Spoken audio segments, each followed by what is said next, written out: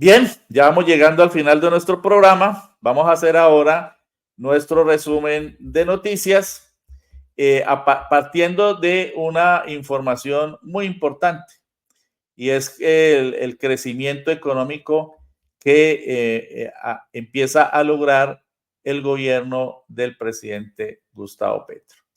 Ese crecimiento, de acuerdo con estudios del DANE a través del índice de seguimiento de la economía ICE, un estudio estadístico que se hace para determinar cuál es el nivel de crecimiento o decrecimiento de la economía. Determinó que en el gobierno del presidente Gustavo Petro la economía creció en abril en 5.52%. 5.52%. Esto originó pues la alarma, ¿no?, negativa de la prensa hegemónica. Por ahí vimos a una pareja de periodistas que se dicen periodistas, pero que les dolía en el alma tener que reconocer semejante éxito de la política económica del presidente Gustavo Petro. Ocurrió en Blue. No lo tengo aquí porque por las fallas técnicas que les he mencionado, pero ustedes lo pueden ver en redes.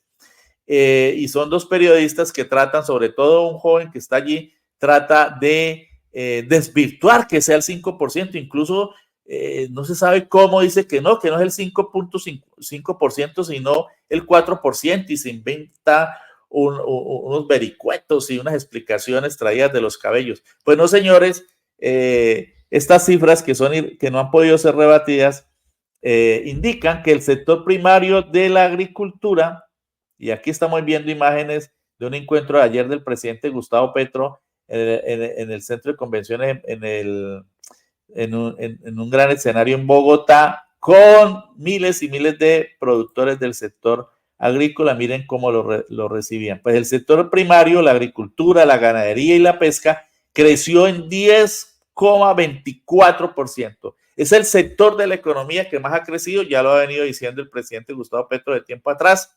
Es el que más crece y es reflejo de cómo el gobierno del presidente Petro ha puesto los ojos y su trabajo esencial a través también del Ministerio de Agricultura, pero también de diferentes organizaciones, instituciones, entidades, ¿no?, que tienen que ver con el ámbito de la recuperación de tierras, con el ámbito de la reforma rural integral, etcétera, porque todas esas instituciones están trabajando para llevar a la práctica las reformas en el campo que requieren nuestro país, a pesar de que la oligarquía se opone a una reforma agraria estructural como debe ser, para poder cumplir con la entrega de 3 millones de hectáreas de tierras, de las mejores tierras, a los campesinos de nuestro país, como ha venido insistiendo el presidente y como lo establece el acuerdo de La Habana, el acuerdo del Estado con las FARC del año 2016.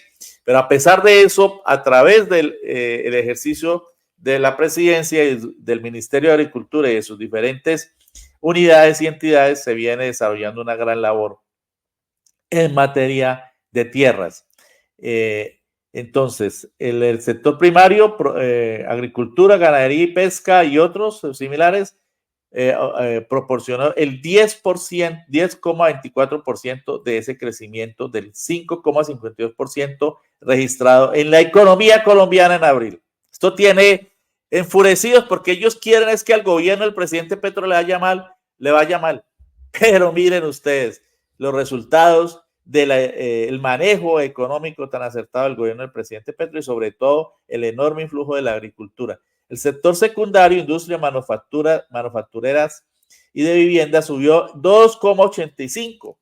Y esto incluso sorprende porque el mismo presidente Petro, y lo habíamos dicho en reciente informe, había dicho que había un estancamiento en este sector. Pues lo que ha demostrado las cifras del DANE y de este estudio del índice de seguimiento de la economía a la economía ICE que hace el DANE es que ese sector, a pesar de todo el entrabamiento del Banco de la República con el incremento de las tasas de interés real y de diferentes medidas como las asumidas por la Corte Constitucional de tumbar la mitad de la reforma tributaria, o el Consejo de Estado de tumbar diferentes decretos que tienen que ver con la administración del gobierno del presidente Gustavo Petro, a pesar de todo ese bloqueo también institucional, que es una especie de lo que se denomina golpe blando, pues hay este crecimiento también en el sector secundario de la economía, que lo constituyen industrias, manufacturas, vivienda, entre otros. Y el sector terciario, que es electricidad, gas, vehículos, comercio,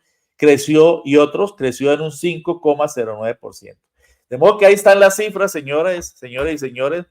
Las cifras hablan por sí solas y nos están demostrando que hay un excelente manejo, que hay un adecuado manejo, a pesar de todo el entrenamiento y de todas las dificultades en materia económica por parte del gobierno del presidente Petro. La segunda noticia es que el presidente denunció en el Cauca, aquí tenemos la reunión vamos a mostrar la reunión del Cauca. El presidente Gustavo Petro denunció en el Cauca que han sido reclutados 350 niños indígenas, un delito de lesa humanidad por actores armados, y dijo que estos niños están siendo utilizados como escudos humanos. Imagínense ustedes, lamentable, terrible, para en el ejercicio de el monopolio de las armas que hace el Estado en esta zona. Son rehenes de acuerdo con el Estatuto de Roma, dijo el presidente Gustavo Petro. Y el ministro de Defensa anunció esta misma semana una gran misión para la recuperación, tanto desde el punto de vista de la situación de orden público como de la intervención del Estado en materia económica y social en el departamento del Cauca, y esperamos pues que la situación mejore ostensiblemente allí. Otras noticias, la tercera, la Procuraduría, dijo el presidente, también lo denunció, nos quiere acorralar para que no se cumpla el acuerdo de paz en lo relacionado con tierra. El presidente ha sido muy incisivo en ese planteamiento. La cuarta noticia es que continúa esta semana el rechazo nacional al atentado cometido precisamente en el Cauca contra el señor padre de la vicepresidenta de nuestro país, Francia Márquez Mina.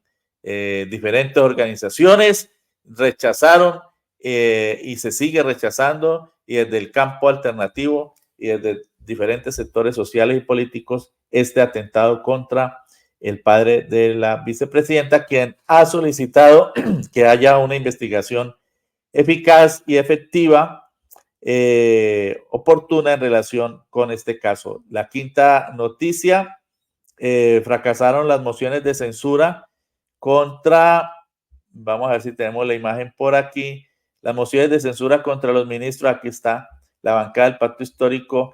Después de que fracasaran las mociones de censura, la bancada del Pacto Histórico respaldó a los ministros en el Congreso. Mociones de censura con las que también pretendían no solo deslegitimar y torpedear y obtener una victoria pírrica a la derecha y la extrema derecha con el apoyo de gente del centro, del llamado centro, que no existe porque es ahora la derecha, contra los ministros de Defensa Iván Velázquez y de Salud Guillermo Alfonso Jaramillo, pues fueron derrotados en estas sendas mociones de censura. Aquí vemos la imagen después de ese triunfo del Pacto Histórico y de los ministros, y que empieza a configurar probablemente una tendencia favorable en el Congreso al gobierno a partir de lo que se ha visto en las últimas mociones y en la aprobación del proyecto de ley pensional, por ejemplo. La sexta noticia es que de todas maneras, y en el campo económico hay que decirlo, recuerden que Duque dejó un enorme boquete en el fondo que paga, que subsidiaba o subsidia los combustibles, y entonces el gobierno se verá obligado a un incremento del diésel, que solo subirá para grandes consumidores del carbón, el petróleo y otros grandes consumidores. Pero eso tiene que ser una política a la que se ve obligado el gobierno por los enormes boquetes que dejó el gobierno de Iván Duque. Una séptima noticia es que se logró finalmente que el Congreso aprobara la ampliación del cupo de endeudamiento por 17 mil millones de dólares, que es otra necesidad, porque el gobierno de Iván Duque incurrió en un enorme endeudamiento. Dice que para la pandemia, no se sabe, esa plata fue a parar a al sector financiero parasitario, pero dejó endeudado el país. ¿A quién le toca pagar eso? Al gobierno del presidente Gustavo Petro. Y para eso es la ampliación del cupo de endeudamiento. Entonces, fíjense, todo este entramado económico que hemos configurado en 5 de las 7 noticias que hemos dado, brinda claridad, procura brindar claridad en relación con el complejo manejo económico que tiene que hacer el gobierno a partir de lo que le dejó el desastroso gobierno de Iván Duque y a partir del importante manejo que se está dando a la economía con el Ministerio de Hacienda, con la directriz del presidente, con el Ministerio de Agricultura principalmente y otros del área económica. Bien, en el plano internacional tenemos que destacar una reunión muy importante que sostuvieron los mandatarios de Rusia, Vladimir Putin, y de la República de Corea del Norte, Kim Jong-un, quienes se reunieron para firmar o darle prolongación a una serie de acuerdos de carácter militar, político, diplomático, económico entre estas dos naciones. Y esto generó pues toda clase, de especulaciones en la derecha, en la extrema derecha, porque la narrativa que se vende es que se viene una amenaza nuclear, ¿no? Por ahí una agencia que no merece ni ser mencionado su nombre, que tiene asiento en Argentina y que es muy difundida por acá, salió a decir que había una amenaza nuclear, ¿no? Lo que hay es una disuasión frente a el alinderamiento que está haciendo casi toda Europa en la OTAN para mandarle armas y prolongar la guerra en Ucrania, no darle salida a la guerra en Ucrania y atacar a Rusia. Pues Rusia también se mueve y el presidente Vladimir Putin ha estado visitando no solo a Corea, en donde fue recibido por multitudes, sino también en Vietnam, donde tuvo unos cálidos encuentros con su gobierno y con la población. El gobierno ruso también se ha movido en el plano internacional en Uzbekistán, en China, en Bielorrusia, en los BRICS, de modo que ese es el otro lado de Occidente. No pueden aspirar a que permanezca quieto Rusia cuando está siendo terriblemente amenazada. Y pasamos a la solidaridad con Palestina, con su pueblo que sigue siendo masacrado, ya llega a casi 38,000 los niños, mujeres, ancianos, civiles, inocentes asesinados por el Estado genocida terrorista de Israel. Se acerca a 90,000 la cifra de personas heridas y Israel está utilizando ahora como arma asesina el hambre, la insalubridad, el fósforo blanco. Ponemos la bandera de Palestina para hablar rápidamente o brevemente de esta situación que se volvió ya consuetudinaria y frente a la cual el mundo sigue sin reaccionar como debería hacerlo, sobre todo en los países del llamado occidente, del mundo capitalista. Se siguen transmitiendo, por lo menos en algunos medios, las imágenes terribles y las estamos viendo en nuestras redes sociales. Y el mundo sigue como si no pasara nada. Cómplice una gran parte del mundo y de sus gobiernos. Afortunadamente en Colombia el presidente Gustavo Petro es de los pocos gobiernos, hay alrededor de 34 en el mundo, que han roto relaciones con el Estado genocida, terrorista de Israel, segregacionista, neonazi, ese Estado. Y ahora el gobierno del presidente Gustavo Petro anuncia ayuda a los niños que están resultando heridos, a las personas enfermas que no pueden salir de Gaza, porque esa es otra forma de genocidio, dejar sin medicinas a las personas enfermas, dejar sin alimentos a las personas hambrientas, dejar sin agua a las personas sedientas. Eso es lo que está haciendo el Estado terrorista de Israel, utilizando esos elementos como arma de guerra. El gobierno del presidente Gustavo Petro ayudará y alojará en hospitales públicos colombianos a niños heridos por ese bombardeo incesante y misericordia infame del Estado neonazi de Israel. Y pasando al campo regional, desde el sindicato de cervecerías del Valle SAS, Freddy Rojas, fiscal de Utivad, subdirectiva de Jumbo, denuncia su injusto despido en esta entidad, esta empresa gigantesca de la cerveza de nuestro país. Y también Richard Yantén, presidente de Utivad Jumbo, denuncia el despido de Juan Manuel Giraldo. Vamos a escucharlos en este video que nos han enviado. Hacer uso de unos derechos que están contenidos. Vamos a ver si tenemos suerte con el video. No, sino A ver, vamos a volverlo a poner. No, no nos quiere. en nuestra normativa. Bueno, vamos a intentar a ver nuevamente.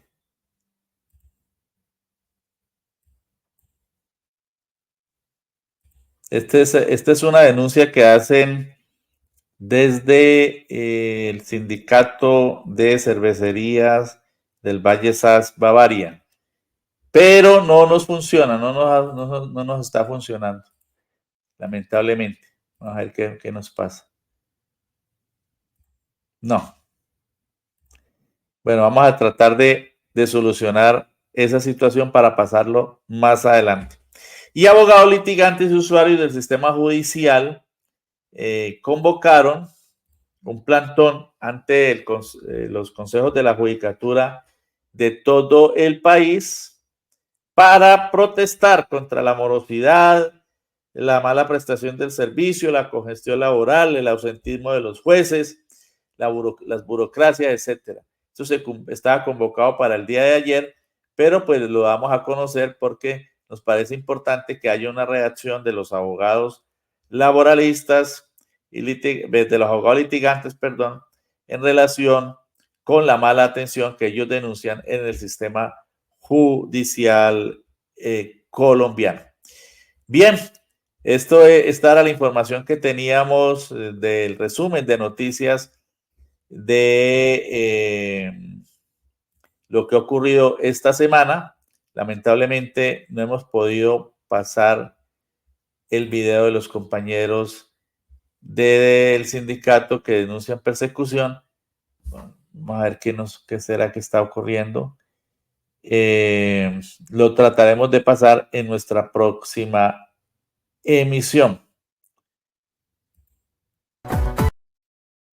Bien, teníamos para finalizar el video de Manuel Caicedo, pero tampoco nos ha salido. Bueno, hoy hemos tenido dificultades, espero que nos entiendan. Antes de terminar, quisiera destacar pues la gran audiencia que hemos tenido en el día de hoy. Voy a recuperar por aquí algunos mensajes. Excusas para los dirigentes del sindicato de cervecería del Valle, Freddy Rojas y Richard Yantén. Miraremos a ver qué ha ocurrido con el video que nos enviaron. Bueno, por acá este mensaje de Jairo Insuasti sobre la explicación que dio Pedro Sassone sobre lo que pasa en Venezuela. Por acá nos dice Luz Marina Morán, Insuasti, con Dios todo, sin Dios nada. Más tierras al campesinado para sembrar. También por acá nos dice María del Pilar Murcia, excelente programa, muy acertada explicación de la reforma de educación y pensional. También por acá Miguel Rivas, el compañero que participó en como relator de la Comisión de Comunicaciones del taller de planificación de las luchas populares. Dice el estupendo el pronunciamiento del compañero Pedro Sassone, un gran acierto haber logrado esta entrevista para desmontar la campaña antibolivariana desatada en la región latinoamericana. Bueno, muchas gracias a Miguel, ha sido seguidor de Periodismo Libre y quien nos acompaña también en la Comisión de Comunicaciones del Colectivo por la Unidad Popular. Miguel Bravo dice en relación con lo que ocurre en Gaza, en Palestina, es increíble la pasividad del mundo, dice Miguel Bravo. Hugo Ballesteros, esto es importante la Feria Campesina Agraria en Colferias de Bogotá ayer 21 de 2024 con la participación del presidente Petro y su gabinete ministerial, que fue sobre lo que informamos. También mañana se va a realizar por parte de la Federación Baluarte Campesino una reunión también en el CECET para preparar un encuentro que va a haber más adelante y sobre el cual estaremos informando. Bien, los compañeros de Baluarte Campesino vienen haciendo unas tareas muy importantes de organización del campesinado en Tuluá y en otros municipios. Se acaba de entregar por la SAE tierras al campesinado. Por acá nos dice Lucelena Gómez, vía la reforma agraria, vía el campo colombiano lleno de comida para alimentar a toda Colombia. Y ella misma dice, con el pueblo todo, sin el pueblo nada. Dice también Luz Marina Morón, ojalá nuestros campesinos logren más tierra. Bien, algunos de los mensajes que se nos quedan otros por mencionar, pero hoy tuvimos una muy concurrida audiencia. Francisco Luis Aristizábal, por acá nos escribió este mensaje al principio, Jairo Insuasti, Lucelena Gómez, también Madbech Gamarra, Armando Rodríguez, Luz Marina Morán, Héctor Adrián Pay. Aquí dijo el señor Uribe, todo lo hizo a su favor con quitar derechos para que la gente no tenga sus derechos, pero que si los colombianos paguemos impuestos. Bien, Luz de Elena Gómez y muchos otros más que estuvieron en sintonía. Hugo Ballesteros, en sintonía con nuestro espacio, Miriam Caipe.